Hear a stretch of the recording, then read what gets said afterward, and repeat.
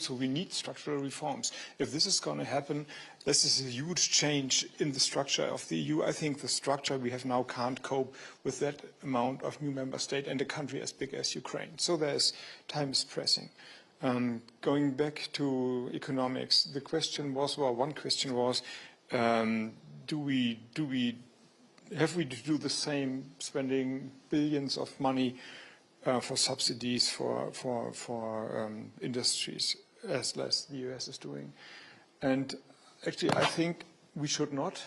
I hope not, but maybe we have to do. From my perspective, there are two forms of subsidies.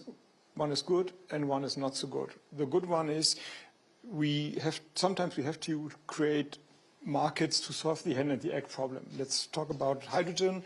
Everyone is talking and wants hydrogen in the 2030s, but it's not there. But we have to invest in the grid. We have to create a market for that, and that is a political job we have to do. This is a good form of subsidies, spending money into a development that is wanted by the society, maybe the governments, and in the best of all worlds, society and government are wanting the same, but it's not there. This is the right form for subsidies. And the bad one is that we want to steal the industries from others.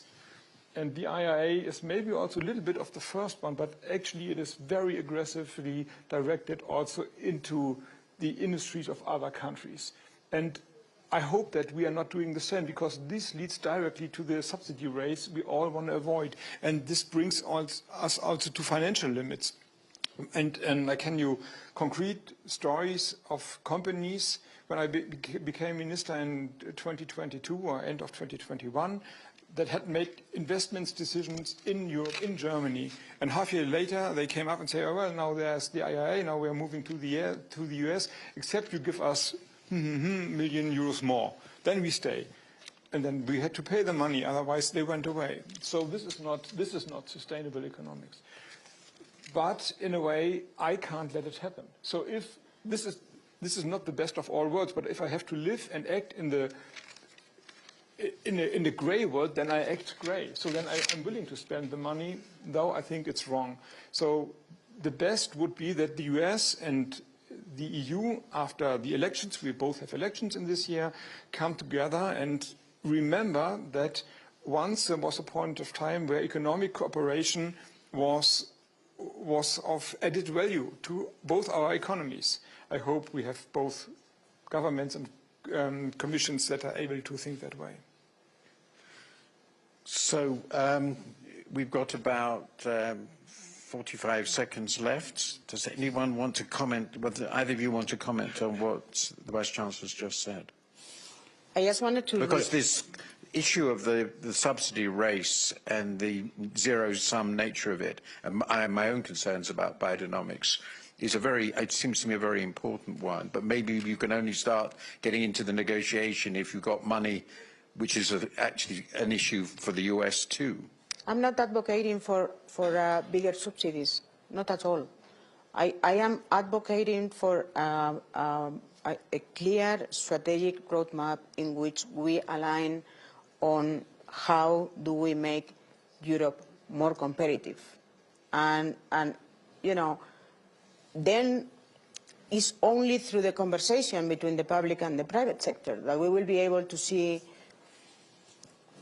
what are the financial means and resources that are necessary and where is this coming from. So once again, it's not only a matter of subsidizing growth, but it's actually aligning and making choices on what are the priorities guiding us, the public and private sector, to boost Europe's competitiveness. And we have to do this very decisively. We need to definitely do it very decisively. I mean, we cannot compete with the US in terms of financial resources at this time.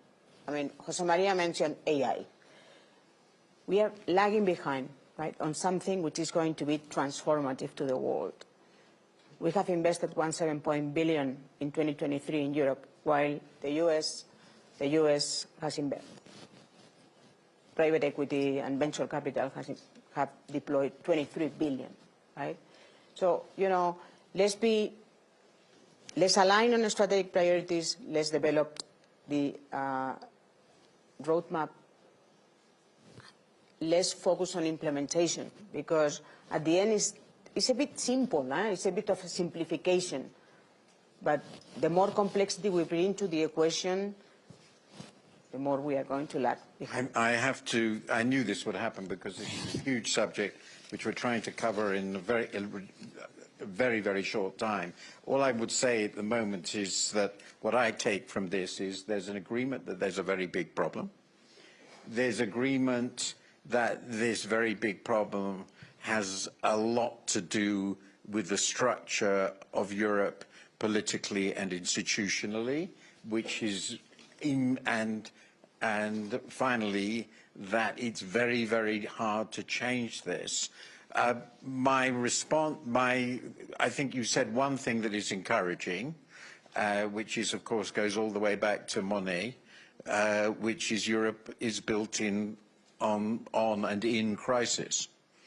And this is beginning to look like quite a serious crisis in the economic situation of Europe. So maybe one should take the optimistic view that political pressure from below to fix it will actually allow for quite radical changes. And may I finally say, I do hope we don't get into an open-ended zero-sum subsidy war across the world. I think that's going to be very unproductive. Can I have a second thought that gives us some hope?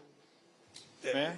No. I will be killed if you do, but I'm happy to be killed. So I'll give you. Because you started with the Brexit. And when Brexit happened, there was talk about a Dexit and Italy exit or whatever. Yeah. Nothing of it happened. Yes. And I met my colleagues on the other side of the tunnel in Great Britain, and this is a conservative government, and I have the feeling that they are not too happy with the Brexit. Yeah, so no, I think that's right true. Right now, they wouldn't have voted for it, I guess. So there is hope. Yeah, people well, can maybe learn. The really important point, I'd like to tell my European continental friends that we've done you an enormous favour by eliminating similar ventures by anybody else. This is probably a necessary but not sufficient condition for solving your problems. But it gives hope, actually. Okay, Thank you very much. Thank you. Thank you very much. Very good discussion.